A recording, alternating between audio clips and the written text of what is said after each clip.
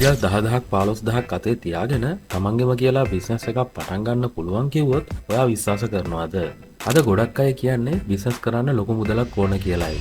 ඒත් ඇත්තටම ඕන කරන්නේ නිවැරදි තැනින් නිවැරදි භාණ්ඩ තෝරගන්න එක විතරයි. ලංකාවේ බිස්නස් කරන අයට තියෙන ලොකුම නිදානයක් තමයි පිටකොටුව. අද මම ඔයාලට කියන්න හදන්නේ පිටකොටුවෙන් අඩුවට අරන් පොඩි මුදලකින් පටන් අරන් ලොකු ලාභයක් ගන්න පුළුවන් රීසේල් බිස්නස් අයිඩියා 5ක් ගැන. ඔයාටත් ජොබ් එකක් කරන ගමන් හරි ගෙදර ඉඳන්ම හරි අමතර ආදායමක් හොයන්න ඕන නම් මේ වීඩියෝ එක අනිවාර්යයෙන්ම ඔයාට ගොඩක් වටිනවා. එහෙනම් අපි බලමු මොනවද මේ බිස්නස් අයිඩියා 5 කියලා. 1. මොබයිල් ඇසසරිස්. පළමුව එක තමයි ෆෝන් කවර්ස්, ටෙම්පර්ඩ් ග්ලාස් සහ චාර්ජින් කේබල්ස්. පිටකොටුවේ පළවෙනි හරස්යේදී මේවා අඩු මිලට ගන්න පුළුවන්.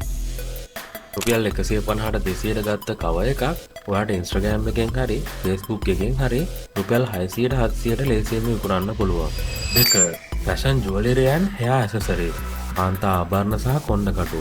ප්‍රින්ස් වීදියේ පැත්තේ මේවා වෝල්සේල් ගන්න පුළුවන්. පොඩි ටාගට් ඔඩියන්ස් එකක් හදාගත්තොත් සෝෂල් මීඩියා හරහා ඉතාම ඉක්මනින් රීසේල් කරන්න පුළුවන් සුපිරිම කැටගරි එකක් තමයි මේ. 3.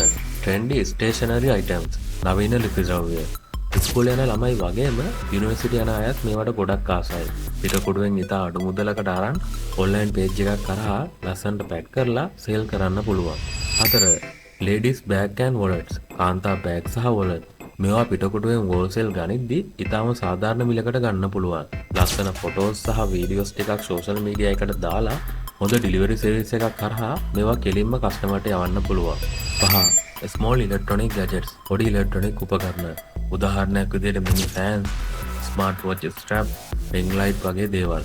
මේවට දැනට මාකට් එකේ ලොකු ඩිමාන්ඩ් එකක් තියෙනවා. පොඩියට පටන් අරන් ඉක්මනින්ම ගොඩ යන්න පුළුවන් බිස්නස් එකක්. ඉතින් බලන්න බිස්නස් එකක් පටන් ගන්න ලොකු සල්ලියක් නෙවෙයි ඕන කරන්නේ. නිවැරදි ආරම්භය සහ උත්සාහය විතරයි. මේ අයිඩියා පහෙන් ඔයා වඩාත්ම කැමති මොන බිස්නස් එකකටද කියලා පහලින් කමෙන්ට් එකක් දාගෙන යන්න.